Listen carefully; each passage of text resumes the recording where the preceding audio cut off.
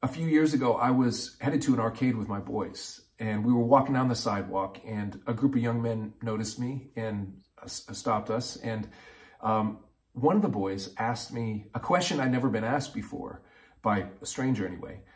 He said, "What kind of car do you drive?" And I was really taken aback by the question,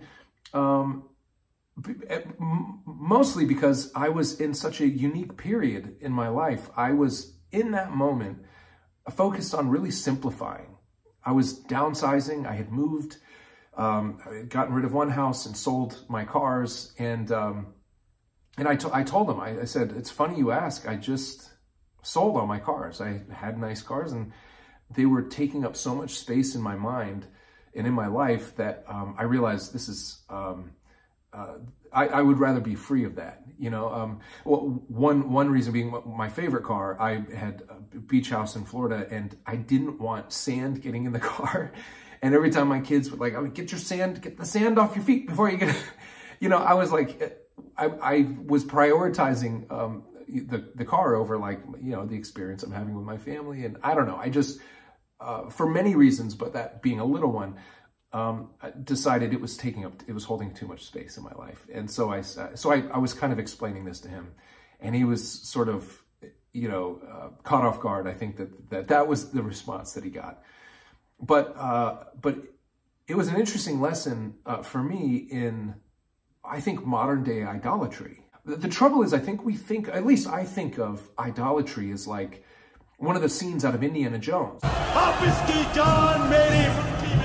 Still alive. We've got a big, tall gold statue, and there's like some child sacrifice taking place or some awful pagan ritual. And, you know, it's easy for us to separate ourselves from that and go like, well, boof, like, I don't worship idols. You know, that's not what we do now. So we're way less barbaric than those people. But if we understand what the word really means, I think it might transform how we approach the idea in our modern day culture. The Hebrew word, we would pronounce it Elil, and it means nothing. It means nothing. So when the Hebrews would refer to idols, what they were saying, what they heard was nothings. Don't worship the nothings. Psalm 115, 4-8 says this: "Their idols are silver and gold, the work of human hands. They have mouths, but do not speak, eyes, but do not see. They have ears, but do not hear, noses, but do not smell. They have hands, but do not feel, feet, but do not walk, and they do not make a sound in their throat. Those who make them become like them. So do all who trust in them." Poetic condemnation of what these things are, the nothings, really spelled out there.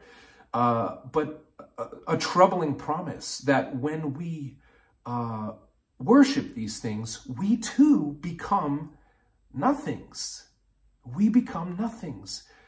This young man, I don't wish him any shame at all. In fact, this guy followed me on social media, and I mentioned this many years ago, and he apologized for, you know, for asking a superficial question like that. But, you know, for a stranger to walk up and ask you about the nothings in your life, it should really give us a pause. But this God is a jealous God. And I know that's a sticky word for many people who aren't willing to go deeper. But if you are the God of life, the God of creation, and you see your creatures wayward, wandering towards nothingness, you jealously guard what you know brings them life.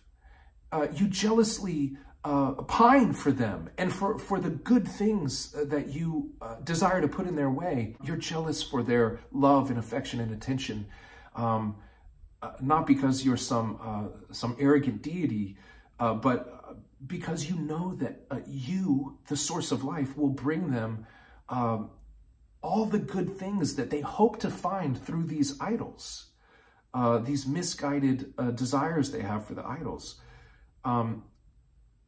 What are the nothings in your life? What are the nothings in my life that prevent me from having a rich and abundant relationship with God, the one who is anything but a nothing.